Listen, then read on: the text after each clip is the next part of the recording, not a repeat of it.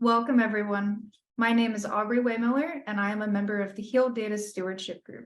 I want to thank you all for joining us today for the 14th installment in our Fresh Fair webinar series. Today's webinar is called Fresh Fair Insights, Getting the Most from Your HEAL Data.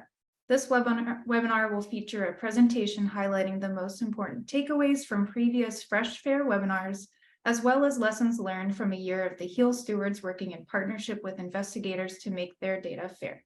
The presentation will be followed by a live Q&A session.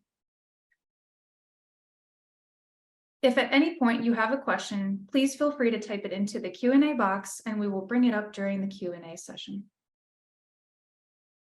We are joined today by presenter Liezl Mae Fos. Liezl is a HEAL Data Steward in the Data Management Group at Renzi. She has 5 years of experience working in both industry-led and academia-focused clinical research trials. Working previously for a large contract research organization, she was involved in the management of several study sites within a given trial, ensuring that proper documentation and clinical procedures were followed. She has worked closely with PIs to ensure that study visits and other study-related tasks run smoothly and efficiently during her time as a clinical research coordinator for a medical university. As a HEAL Data Steward, Fos integrates her background to support investigators in the HEAL ecosystem by providing guidance and strategy for data management. With that, I'll pass it over to Liezl to begin the presentation.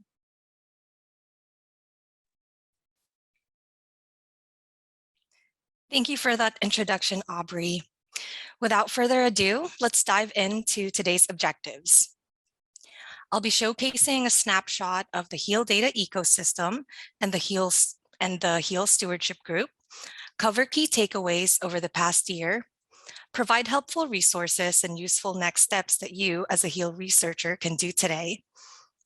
Afterwards, this will be followed by a live Q&A.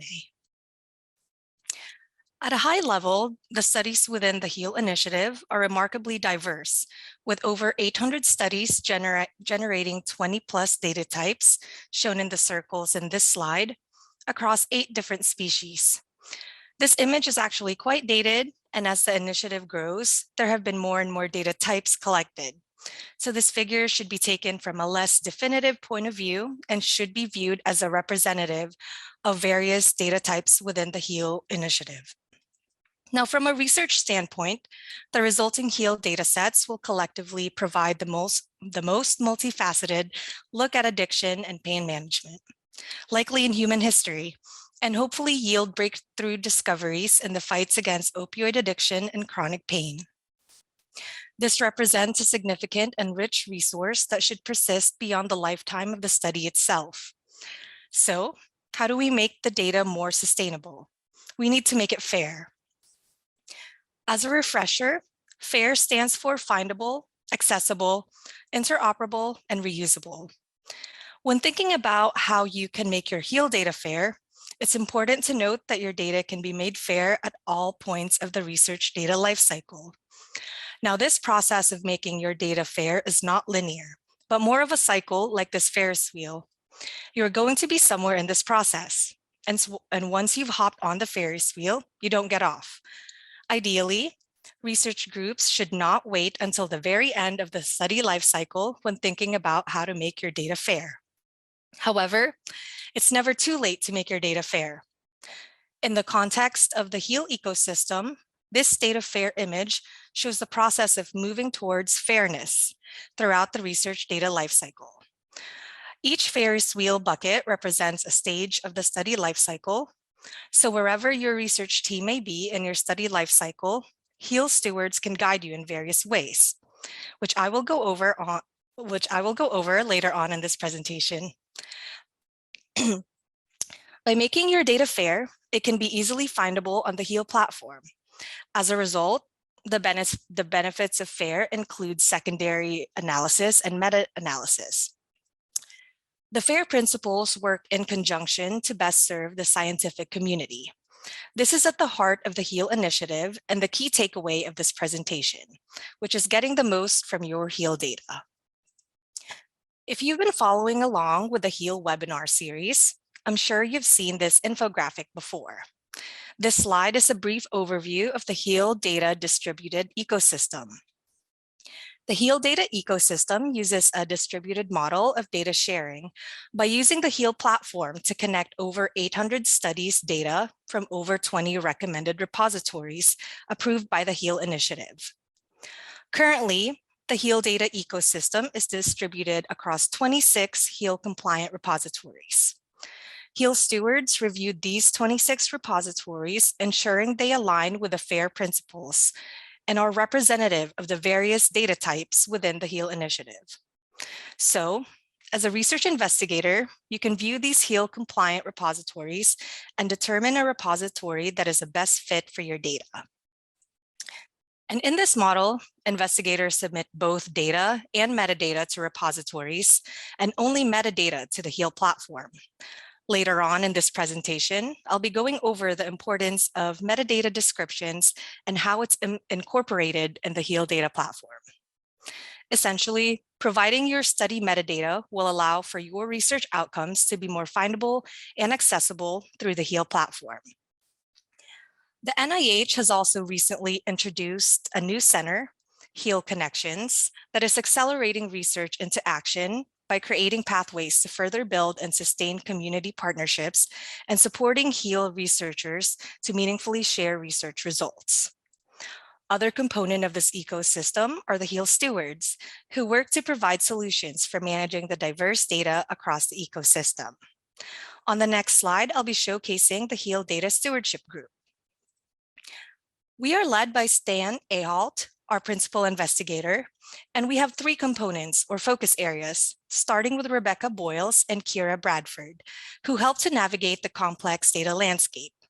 By the way, Kira will be joining us during the Q&A portion. The next component is led by Aja Mikskowska, who helps in facilitating coordination, assisting in communications, and incorporating ideas and feedback. And the last component, led by Gaurav Vaidya, who works to connect the HEAL data ecosystem with the eventual production of a HEAL semantic search. The mission of our HEAL Data Stewardship Group is to work with the HEAL ecosystem to develop processes and solutions for data harmonization, metadata collection, and sharing within a distributed data ecosystem. You do not have to make your data fair all by yourself. If you need help, the HEAL data stewards are here to help you. And with that, I'll be going over resources that HEAL stewards have created to assist your research team. So how do we as HEAL stewards connect with you? Through webinars, such as the one you're attending today, via the monthly Fresh Fair webinar series. Our monthly webinar topics are derived from feedback and questions you provide. Through consultations, you can request a consultation with our steward group to receive direct feedback on all things HEAL related, whether it be about repository selection, completing the metadata form, or any HEAL related data sharing questions and management plan. Excuse me. During various events, such as direct conversations at the annual investigator meeting that occurred recently, submissions from the data asset inventory that was sent via email to registered HEAL studies, through the NIH and other partners who provide us with feedback, and lastly, through the HEAL Collective Board, which is comprised of various research groups that meets monthly to provide feedback, insights, and suggestions.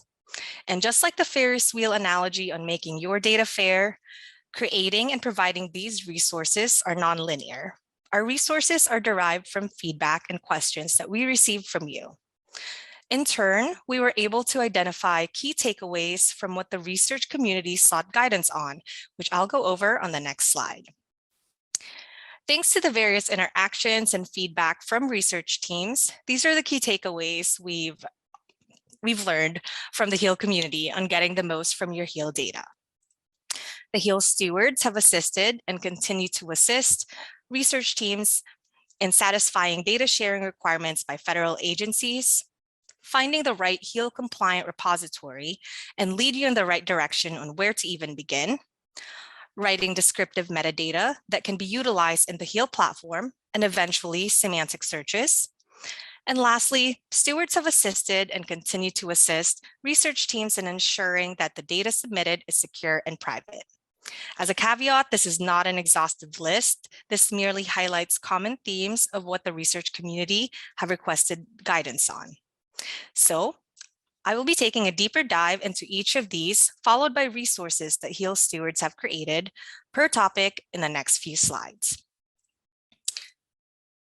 The first key takeaway is regarding the new NIH policy for data management and sharing plan that went into effect on January 25th of this year, which calls for an increased requirement from federal agencies to make data fair and shareable.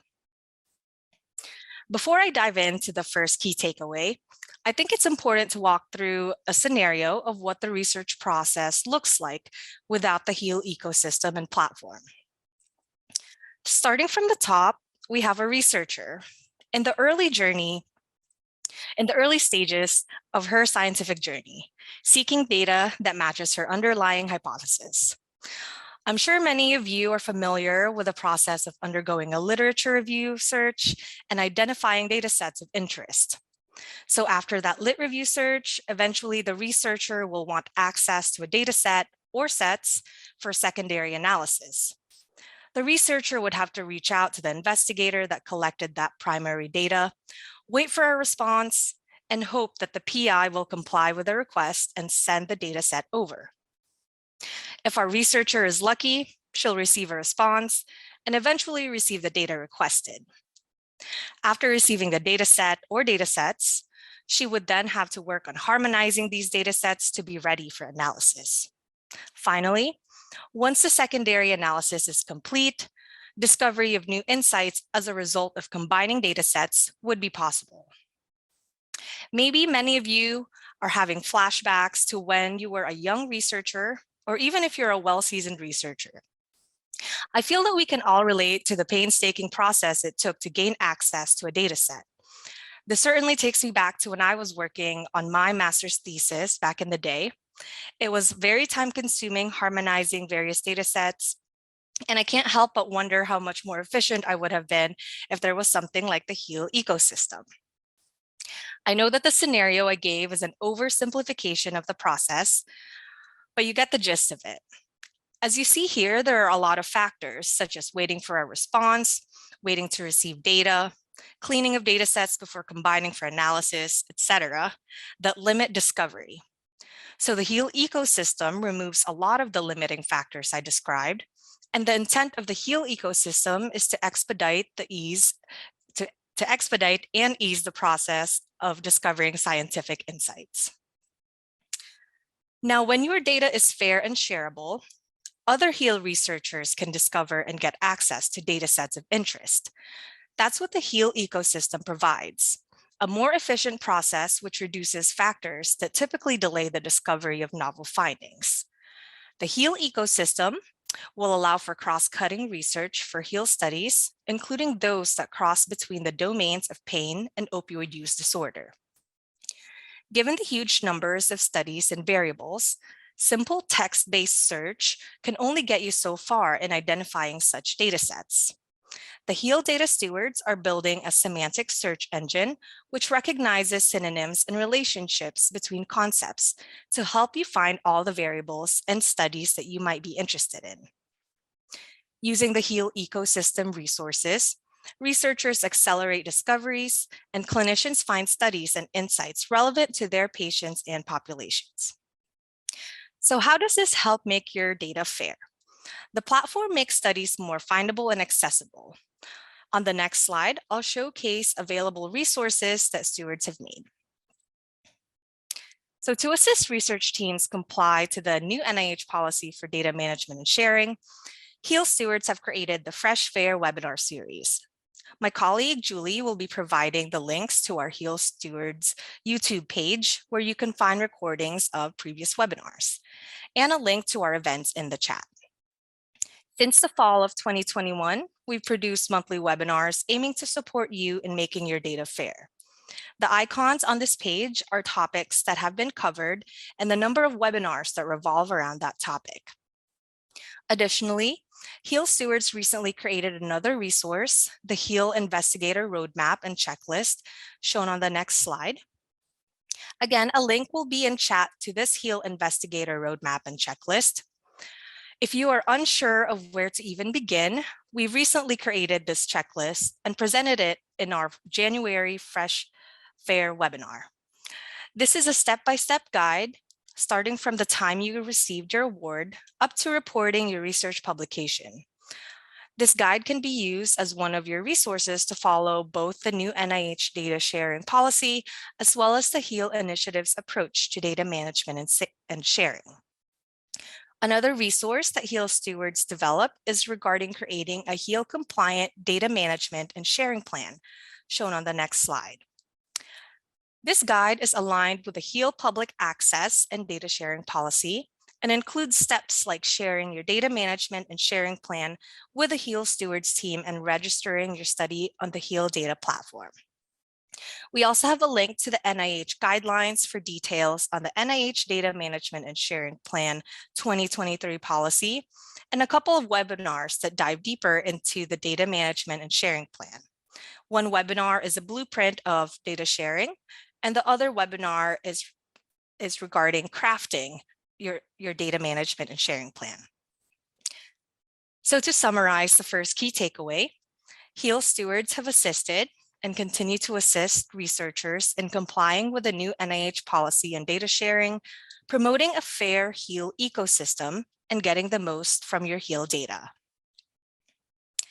The next key takeaway that HEAL stewards and investigators learned from the past year is about finding the right HEAL compliant repository. As I've mentioned, we have 26 HEAL compliant repositories that aggregate data into the HEAL platform. Aggregating data into the HEAL platform support the FAIR principle, as well as the new NIH data management and sharing plan, especially for reuse and secondary analysis in the future. So how do you, as a research investigator, know which is the right one? Well, across 800 plus funded HEAL studies with varying data types, data requirements, privacy access controls, and more, one repository isn't going to meet all needs. HEAL stewards are here to help, and we've developed resources that your research team can use to determine a repository that is the best fit for your data. And in the next couple of slides, I'll go over how HEAL stewards help guide investigators in selecting the proper data repository. The 26 HEAL compliant repositories were selected after an evaluation of these principles shown on the screen: persistence, fair alignment, suitability for your study data, data governance, resources and cost, and future expansion plans. If you visit our healdatafair.org website, which will be shared via chat, there is a table listing all 26 HEAL compliant repositories, which is currently loosely ordered by preference. Each repository has descriptive tags and additional information to help you select the most appropriate home for your HEAL data. Additionally, if you feel the best repository for your data is not on the HEAL compliant list, please don't hesitate to contact the HEAL stewards. Our contact information will be shared at the end of the presentation. HEAL stewards would be happy to set up a consultation with your research team to help guide you in the right direction. And as a reminder, the HEAL data distributed ecosystem utilizes existing repositories, and that the platform is a catalog which supports diverse translation of research across various research areas. What is shown on the screen are various types of data, various types of data repository specializations. And as depicted, the HEAL platform acts as a portal, aggregating information across pre-existing repositories. Because of the wide array of data types and studies, it wouldn't make sense to have one centralized repository. So to summarize the second key takeaway, HEAL stewards have assisted and continue to assist researchers in finding the right repository, promoting a fair HEAL ecosystem, and getting the most from your HEAL data. The next key takeaway that HEAL stewards and investigators learn from the past year is about writing descriptive metadata that can be utilized in platform and semantic searches. As a brief refresher, metadata is any information that describes your data with a purpose of making the data findable and reusable to people who did not do the original data collection. The caveat is that there is currently no standard to describing your data. You can describe it in countless ways depending on your viewpoint and what you care about. There's no single right way to describe data. So on the next slide, I'll go over how HEAL stewards guide you as a researcher in writing your descriptive metadata. So, how can you, as a researcher, write descriptive metadata that can be utilized in the HEAL platform and eventually in semantic searches? Within the HEAL ecosystem, the way we write descriptive metadata fall under these three umbrella categories shown on the screen. Metadata can be described at a study level, at a variable level, and at a community standard level. To follow the intent of this webinar, I will focus on the purpose of study level metadata, also abbreviated as SLMD, and variable level metadata, abbreviated as VLMD. To assist researchers like you, we have published the metadata resources page shown on the bottom left side of the screen, with overviews of study level, variable level, and community standards metadata. This page also provides access to investigator training materials on the HEAL GitHub via links on the Stewards study level metadata page. Additionally, there were 2 previous webinars focusing on metadata writing, shown on the bottom right side of the screen. Links to these resources will be available in chat. And to reiterate, if you find that you are having difficulty understanding and differentiating between study level, variable level, and where common data elements, also known as CDEs, come into play, the resources on this slide will provide you with a better understanding of metadata standards. And in the next slide, I'll go over available resources that go into more detail about study level and variable level metadata. And as a reminder, by providing study level metadata, your data can be searchable on the HEAL platform.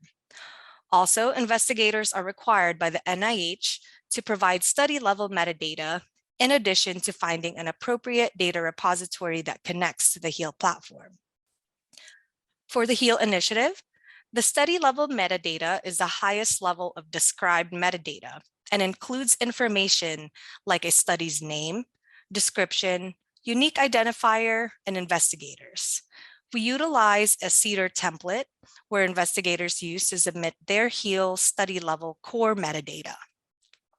Further resources are available on this slide regarding study level metadata, including a HEAL platform registration tutorial, study level metadata tutorial, and the Fresh Fair registration webinar. In contrast, variable level metadata will make semantic searches possible in the future within the HEAL ecosystem. Variable level metadata will power HEAL's semantic search, which is under development. Semantic search expands on the underlying meaning of a user's query in addition to searching for and returning the exact terms used. Semantic search can enhance the results of your search by returning conceptually related information rather than just finding variables. If research projects utilize the same common data elements when collecting data in the same domain of interest and are able to provide variable level metadata to our team, our development team can then create concept maps and knowledge graphs for semantic search to be possible, since variables will be consistent throughout that domain of interest. For context, variable level metadata is about each individual variable that you collected for your study. This could be a question you ask a participant. For example, do they have 4 or more drinks in a single day? Or some method you use to collect data from participants, such as blood draw procedures. And the main intent for variable level metadata is to gather a collection of questions that were asked relevant to the underlying research hypothesis. In the future, HEAL semantic search will be possible thanks to studies utilizing CDEs and providing our team with variable level metadata, thus aiding researchers in identifying data for reuse in the future. Currently, we do not have resources available for variable level metadata, but we are in progress and are excited that we are creating variable level metadata resources. There is an option to sign up for the mailing list if you'd like to be notified when specific resources become available. Additionally, the variable level metadata submission system is quite new. And so we don't have an official process for this type of metadata collection yet. However, if your research team is interested in working with a HEAL data platform to submit your variable level metadata, my colleague will drop an email address in chat where you can send an email indicating that your research team is interested in sharing your variable level metadata. This email address is also linked in this slide under the HEAL data platform VLMD submission. So in summary, implementing a standard on descriptive metadata for researchers like you will make your data more findable and reusable, which allows for more robust and detailed searches of data sets by other researchers and members of the public, promoting a more fair HEAL ecosystem and getting the most from your HEAL data. And the last key takeaway that HEAL stewards and investigators learned from the past year is about ensuring your data is secure and private. For research participants, loss of privacy and the potential of re-identification is always a risk, especially as technology advances and new methods on how data is collected and captured arise. And as researchers, we must acknowledge that privacy for data is paramount.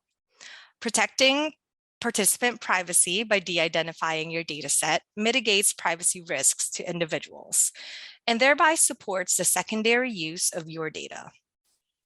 Not all data is required to be shared, such as SBIRs and STTRs. However, those studies with privacy concerns can still share metadata. Tying it back to the last key takeaway, providing study-level metadata will help empower our semantic search engine, and your metadata can still be fair and lead to outcomes and insights that will foster novel research and future studies. The HEAL compliant repositories have varying access controls and anonymization services to meet your needs as well.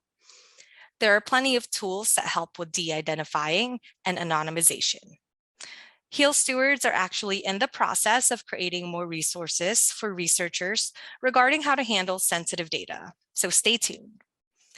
For now, we've hosted a webinar shown at the bottom of the screen on de-identification. If you find that you have more questions and concerns, don't hesitate to contact the HEAL stewards team.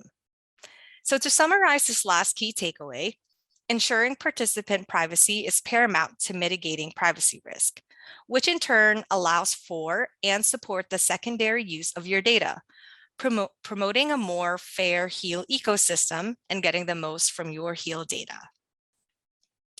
In summary, through the HEAL Data Stewardship Group and our collaboration with you as researchers, our key takeaways from the past year ensures that you, other members of the research community, and the public are getting the most from your HEAL data. Without your feedback and comments, the creation and implementation of various resources would not have been possible. So thanks for helping us help you. So what steps can you take today to get the most from your HEAL data? The most important things you can do right now, if you haven't already, is to register your study with the HEAL data platform. You can submit your study level metadata via the CEDAR form, and you can select a HEAL compliant repository. And if your research team is interested in submitting your variable level metadata, that is also a bonus. As a HEAL study, it's critical that you make your data fair, but you don't have to do it alone. And we're here to help. I provided you with a lot of resources and guides to help you make the most from your HEAL data. And to wrap up this portion of the presentation, these are the resources I've discussed regarding how to register, how to connect with us, how to view fresh fair recordings, and more. We will continue to add resources as we continue to learn from you and evolve. And in summary, I've covered 4 key takeaways that we've learned from the HEAL community on getting the most from your HEAL data.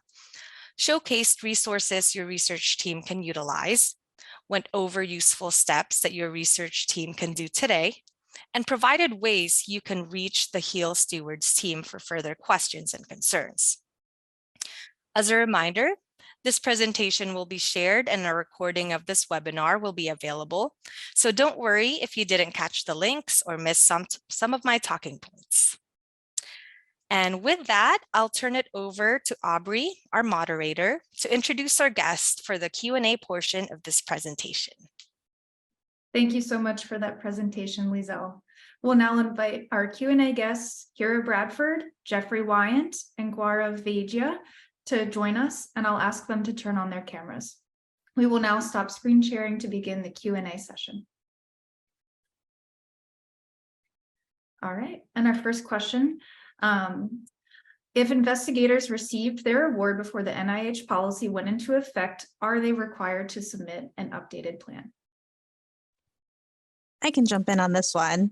So if you are a study that was funded well before the 2023 policy went into effect, you are not required to submit an updated data management and sharing plan. However, as a HEAL funded study, you are supposed to be in compliance with the HEAL data sharing policy, which is in strong alignment with the data management and sharing plan changes. So I would encourage all investigators who are still within their period of performance to think more carefully about if it would make sense to update their data management and sharing plan to be in compliance with the new policy.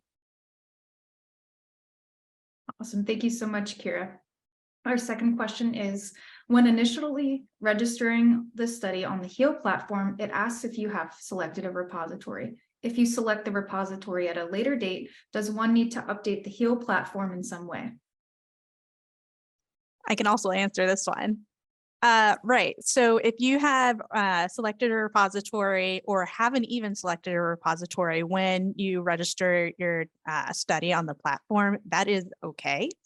Any changes that you make, all you need to do is send a email to the HEAL platform email address, letting them know of the changes, and they'll be happy to work with you to update it.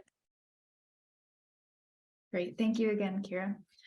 Our next question, I think, is geared towards all of the panelists here, and it is, what are other upcoming resources being developed? I can start with this one. A lot of what I work on is this Fresh Fair webinar series. We're going to continue to create these month after month. We also got a lot of feedback from y'all from the last year. And as we're building out more resources and tools, we're going to look at different webinar types that are maybe a little bit shorter, more of how-tos or tutorials for very specific resources.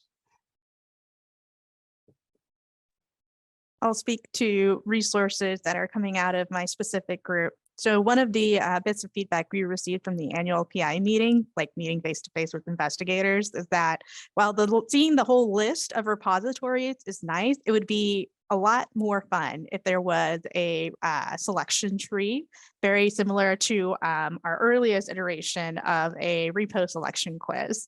So we are revamping our resources to include a selection tree to help you help investigators in a more automated way make decisions about their repositories. In addition, we are also taking a look at how to make your data more sustainable beyond making it fair. And so we are creating resources and specifically a how-to checklist for investigators. So as they progress through their study, what are some steps they can take to make their data sustainable?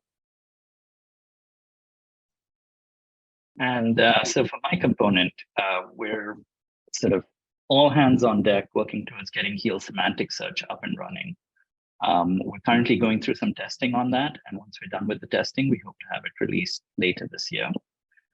We also, in the process of getting HEAL semantic search working, we're also thinking about how best to use that variable level metadata, how best to collect it from PIs, and what else we'll be able to do with variable level metadata, particularly as it connects to CDEs, which we think is a really great way of harmonizing your data upfront.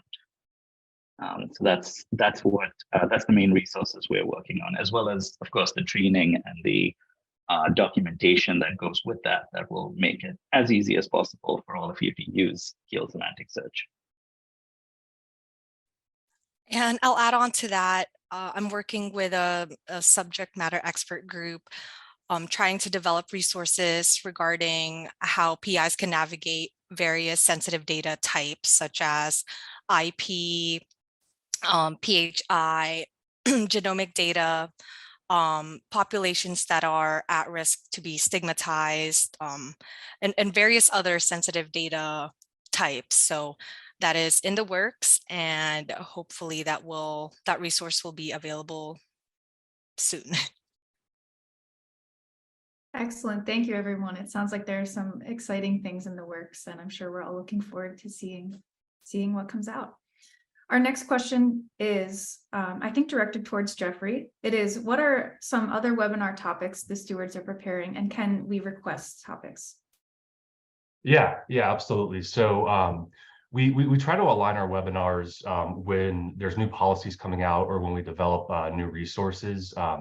So some of the ones that are going to be coming up in the next few months or the next quarter or so are deeper dives into the DMSP with specific examples, going into study level metadata and CEDAR forms. And then as we develop additional resources like the semantic search and the variable level metadata that we're working on, we're going to provide webinars on those topics. In terms of requesting topics, yes, absolutely. You can always request a topic here. I recommend using the Contact Us link. And this could be for both if it's a topic that you need to learn about, something you're not really sure of, or if it's a topic that you think your colleagues would benefit from.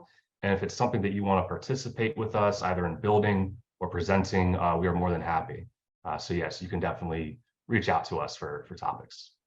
I'm also going to jump in here and say, so my group is primarily focused on investigator consultation. So some of our webinar topics have come directly from investigators that we've talked to, particularly when we've noticed trends in questions and discussion points. And I will also say, I think one of our most popular webinar series was demystifying data sharing. And that is where we featured program staff from different HEAL groups.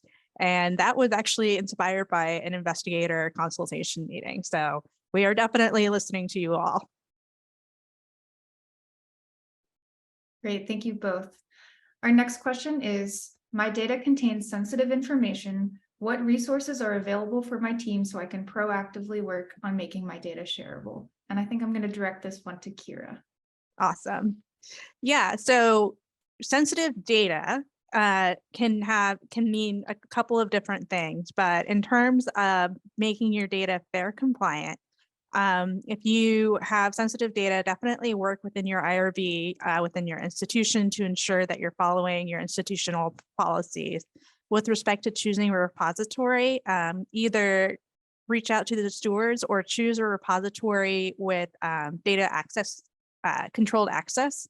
And then also develop a data use agreement for future investigators who want to get access to your data for them to sign before they can get access. But I will point out, while data can be sensitive, metadata is typically not sensitive. So one of the things that you can be proactive about is getting your study level metadata and your variable level metadata out there, so that when future investigators are looking for data that they may be interested in reusing, they'll be able to search for your data set.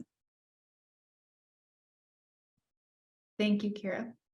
Our next question is, the selection quiz, the repository selection quiz suggested ICPSR. However, the selection guide lists ICPSR/NIH-DAP, and the link specifically takes you to NIH-DAP. Is the general ICPSR a HEAL compliant repository? So the general, the NADAP is a HEAL compliant repository. ICPSR is part of the HEAL compliant repository list, but there are a couple of nuances associated with that. So if you have more specific questions, either ask it in the chat or reach out to us directly. That is a repository that stewards and the NIH have talked about a lot because there are some really great uses for it, and we want to ensure that investigators get access to the best repositories out there. Thank you. Our next question is there a list of CDEs used per research program or study that we can look at? I can take that question. So at the moment, there isn't there isn't such a list. The data stewards are working on assembling such a list based on the studies that we get in touch with. We do know about the CDEs that are required by certain data coordinating centers. So we do have some idea on which CDEs they are requiring their studies to have, or that they are recommending that their studies have. The CDE per research program data, there's also some being collected by the HEAL CDE team. So something the stewards are very interested in is getting all that data together in one place and then making sure that it can be shared as broadly as possible. Thank you, Gaurav. The next question is, what are some challenging topics that PIs have discussed with you? And I think we'd like to hear from each of the components. Yeah, I'll jump in here. And I think Kira hit on this just a moment ago, but one of the challenges I've heard a lot is how do I make my data fair, but also keep it private and de-identified? And as Kira mentioned, there are ways to make your data fair, but still have it be private. Specifically, variable level metadata is a good way to use that, or to do that. And it makes it fair through the semantic search that'll be on the platform later this year. And it helps kind of foster that data reuse. Yeah, some of the questions we've received from investigators, I think my favorite question, because it's so challenging, but it's fun to think about, is when investigator or a consortia of investigators are submitting multiple different types of data into a repository, do they choose one repository or do they choose multiple repositories that best fit each type of data? And the answer is, it depends. There are pros and cons to doing both. So for the investigator who submits the data, it is a lot easier to submit to just one single repository. However, if you choose one single repository, it's likely that it will not be best fit for all of the data types you've generated. So you will not get the benefits of any specialized curation services or any additional services that each individual repository may provide. On the flip side, if you choose multiple repositories for each data type, then the pro is you get to take advantage of those curation services. But on the con side is that now there needs to be some level of linkage maintained between each data set. I know the HEAL platform is very interested in solving this problem. So this is actually an area of active discussion, but it is definitely one of the challenges within HEAL that we've been working on. But yeah, I'll stop there and let Gaurav talk about some of the challenges he ran into. Thank you.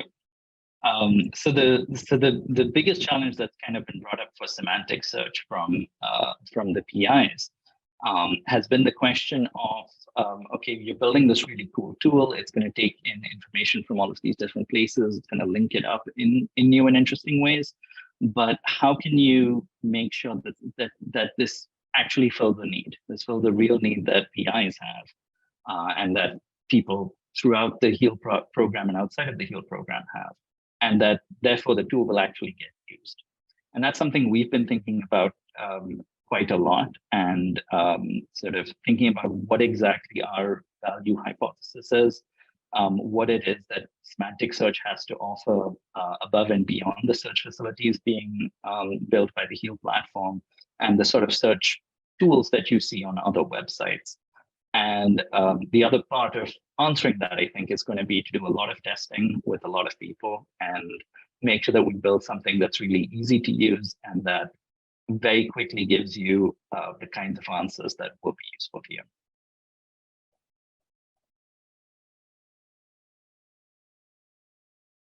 Excellent. Thanks, everyone. Our next question is, some of the webinars are very detailed and hard to put into practice a day or a month later. How can I get refreshers or support for my study? Yeah, so I can take this one here. All the webinars, including this one, they're all recorded, and you can find them on healdatafair.org. We'll be sending out this recording, and they're also on our YouTube channel. Also on the healdatafair.org, there's a lot of great resources that Liezl covered earlier today, amongst many more. A lot of those step-by-step guides, and of course, you can always reach out to us. Thanks, Jeffrey. The next question is, for large studies involving varying data types, is it common practice to deposit data in more than one repository? I'll take that one. So right now, generally speaking, what we're finding is that for investigators who are generating multiple types of data, the trend that I've been seeing is that they have been choosing not one repository that best fits their data. Instead, they're choosing a repository that's one of the generalist repositories. And then depending on if they have controlled access data or not, then they might choose a generalist repository with controlled access. So this is the current trend. I suspect it'll change as we develop technical solutions that will allow investigators who are interested in taking advantage of curation services to submit their data into each repository that best fits each of their data types. But for now, the generalist repository solution is a great solution, and investigators shouldn't feel bad who have already chosen to go that route if they have chosen that, because that's still a really great solution. It's all about getting your data into a repository and making it findable and accessible. Awesome. Thank you, Kira. Our next question is, what are guidelines for writing semantic search friendly and variable level metadata, and how is it different than what is normally found in variable level metadata? Oh, I can take that, and that's a great question. So I would say, like number one, if for any of the variables in your data set, if they're reusing a question that's already been standardized in a CDE, in a common data element, and if you can give us the identifier for that CDE, that would be hugely useful, because that allows us to link that particular variable directly with other variables that are using that exact CDE to collect, using the question text, for example, or the data representation from one particular CDE to write out the information for that variable. Secondly, I would say that the way in which we figure out whether what subject is a variable is about is by reading the text that you provide for that variable. So the variable name, the variable description, the permissible values, anything else that you provide in that variable. And so if you can make that as rich as possible, especially in the description, if you can really tell us why you're collecting a particular variable, how you're collecting it, give us any other information, that'll give us as rich a set of concepts as possible that we can link to that variable, which will make it easier for us to link that to other variables from other studies which reference the same concept, whether that concept is an organ in the body, a particular disease, a particular technique, or a particular measure. I think those are the two main things that I would say would help. Thank you. Our next question is, I remember receiving an email regarding filling out the data asset inventory assessment. At the time, I did not feel prepared to fill it out. Is there a way that I can fill out the DAI assessment now? I think Kira can answer this question. Yeah, I'll take it. So the data asset inventory, or DAI, that we sent out, that assessment in particular has been closed. And if you remember Liezl saying that there was a bubble figure with like a whole bunch of purple circles, and she was saying that that figure was a bit dated, she was not kidding. So that was when the HEAL initiative had just under 500 studies funded, and now we're up to 800 data generating studies. So the landscape has definitely shifted a bunch. What we are currently working on is a second round of the data asset inventory, but we are targeting studies that we have not already sent the data asset inventory to. However, if this is something you're interested in participating in and you didn't get a chance to during the first go around, feel free to connect with us. We're more than happy to send you the data asset inventory questionnaire. But for now, the old one, the first one has been closed and we're working on the next round. Thank you. Great, thank you.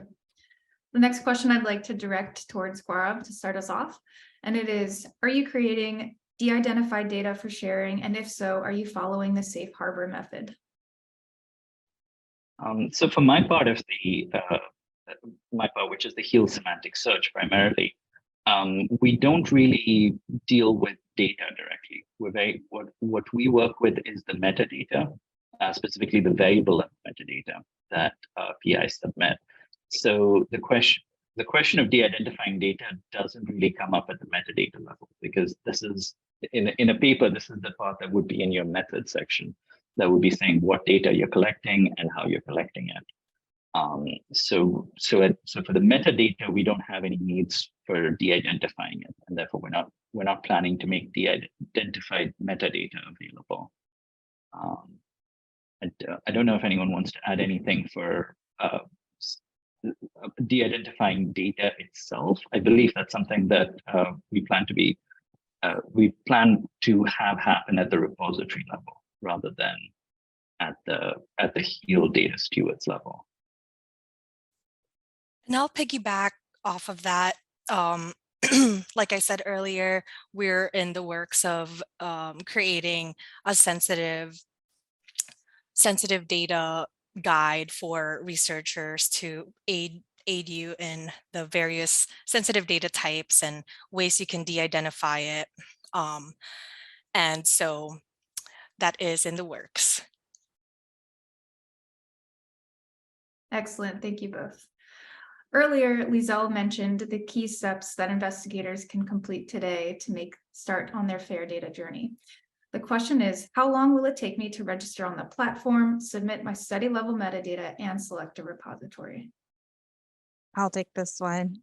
So yeah, for registering on the platform, that is definitely one of the quickest things to do. It takes roughly 20 minutes to do. The longest part is waiting for a platform email in order to move on to the next step, but they're generally really fast to respond.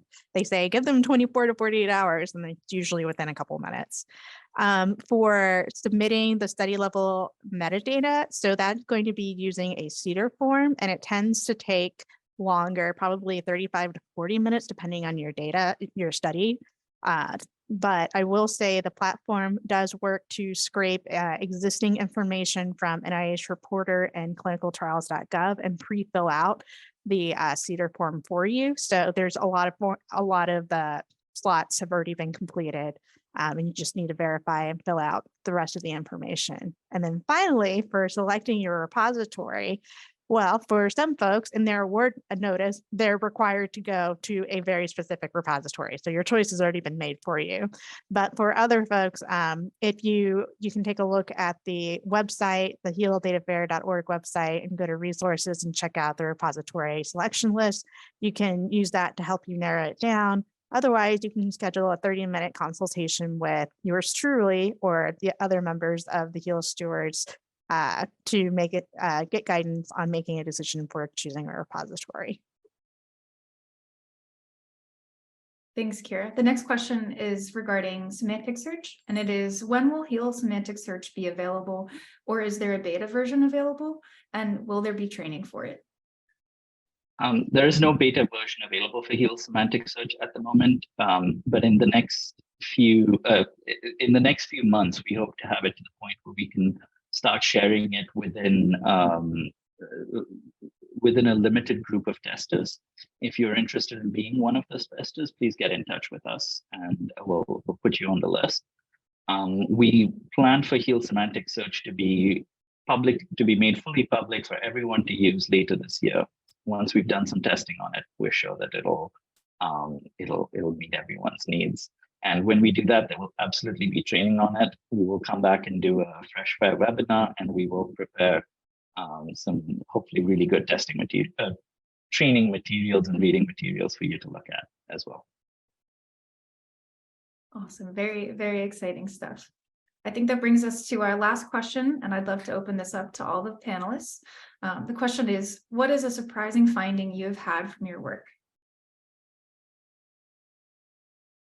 Yeah, I'll jump in here. So I joined the HEAL project last year, and I was kind of shocked or maybe almost intimidated just by the amount and the diversity of the studies and the data types. At the same time, I was really amazed by the sense of community and kind of the similarities I've seen. Many of the key takeaways that Liezl presented today were consistent across the whole HEAL initiative. And then at the annual investigator meeting, I joined virtually, but I was still really excited about the level of energy and I think just the level of kind of passion that I saw from our investigators in this community. It's been pretty cool. Yeah, +1 to the passion. So in the one-on-one investigator consultation meetings, I think the thing that I've been most surprised by is that many investigators that we've met with, when they think about choosing a repository, or when they think about updating their data management sharing plan, or when they think about creating a data dictionary with well-documented metadata, it is incredible to me that they're viewing this less like a chore and more like this is something they want to do. Because I don't know if it's the study subject or if it's the investigators that were funded, but especially the latest awardees, they are very engaged. They are really ready to hit the ground running and find out as much as they need to in order to make their HEAL study fair and fully compliant with the HEAL data sharing policy. So I'm just, in general, really impressed with the investigator caliber and passion. I can go next. So again, just like Jeffrey said, +1 on the passion and +1 on how enthusiastic everybody is about making their data fair. Like I feel like most, if not all, PIs like really understand the value of data reusability and understand that the work they're putting in now to make that happen is going to pay huge dividends going forward. For me personally, I joined the HEAL project. I was brought into the HEAL project because I had a small amount of experience working with common data elements before I joined this project. They were like, oh, there's a whole bunch of HEAL CDE stuff going on. We'd like to get you to come in, learn a bit more about it. And first of all, the HEAL CDE team and the work they've done is amazing in terms of identifying a core set of CDEs that all pain studies that collect information in I think 9 different pain domains are required to use. And in assembling this list of a massive list of a large number of supplemental CDEs. If you want more information on the CDE stuff, there's a CDE webinar that I did on the series last year that you can go have a look at on YouTube. And the more I've been working with CDEs and the more I've been learning about how often CDEs are coming up across NIH as a way of ensuring that data gets harmonized, as a way of ensuring that everybody is collecting data in the same way, which is going to make it easier for that data to be combined and reused in the future. The more excited I get about the potential of CDEs to like really take reusability to the next level in the years going forward. So I would say that's the most surprising and the most exciting finding that I've had from my work. And I can add to that. I think the most surprising finding from joining the HEAL initiative early this year is how new this process was for everyone. I think I was a little intimidated joining the team and how large the initiative is, and I feel like I would be behind and trying to catch up with a process, but it seems like everyone is new to the process and is very open to collaborating and open to learning new methods. And also I think coming in to the project, I assumed the PIs would be ready to know where to deposit their data into, but that's I think the biggest surprise to me was that that whole data depositing process is new to everyone, and it's just exciting being at the forefront of it all. Awesome. Thank you all so much. I think with that, we can go ahead and begin wrapping up and close out the Q&A session. Just want to thank our presenter again, Liezl, as well as our Q&A guests, Kira, Jeffrey, and Gaurav. We are very grateful for your insights. In addition to our presenters and panelists, we'd love to acknowledge the behind-the-scenes team listed here who worked diligently to bring this webinar to production. And thank you so much to the audience for your participation in today's webinar. We hope that you are leaving with a better understanding of how the HEAL stewards work with investigators to make their data fair. In addition to a recording of this webinar, we will also email everyone who registered for this event a list of resources that will assist you as you participate more deeply in the HEAL ecosystem. The slide deck will be shared, and a link to our Slack channel and Connect with Us form are located in the chat. We hope that you will reach out to us, the HEAL stewards, for questions or support as you embark on your fair journey to maximize the value of HEAL data. Finally, we look forward to seeing you all at our next webinar on April 20th, which will focus on data management and sharing plan examples. That we'd like to close out, and have a wonderful afternoon, everyone.